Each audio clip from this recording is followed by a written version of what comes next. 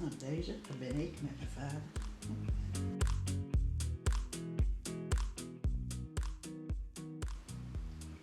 Fiets. Dat ben ik.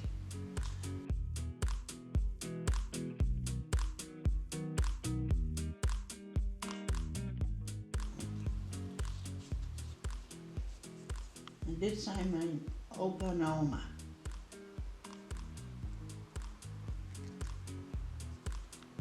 Mijn vader en moeder en ik op het balkon.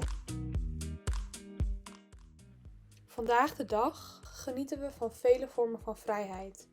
We kunnen onze mening uiten zonder bang te zijn voor vervolging. We hebben toegang tot onderwijs en informatie.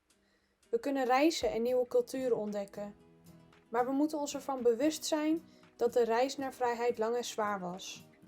Deze vrijheden zijn niet vanzelfsprekend en we moeten hier nog steeds voor blijven strijden om ze te behouden en te beschermen. Het leven is als een reis van jong naar oud. Een reis waar we alle herinneringen meenemen in onze koffer. Leuke, maar ook minder leuke herinneringen. Ze hebben allen een eigen plek in onze koffer en dragen bij aan wie we tot de dag van vandaag zijn. Tijdens onze reis evolueert ook onze definitie van vrijheid. Het gaat verder dan de mogelijkheid om te doen wat we willen. Het gaat ook over dat we nu vrij zijn om te zijn wie we zijn en anderen hierin ook accepteren. Leeftijd, groei als persoon, ontwikkeling, leren, alles maakt zijn eigen reis door. Neem reizen niet voor lief.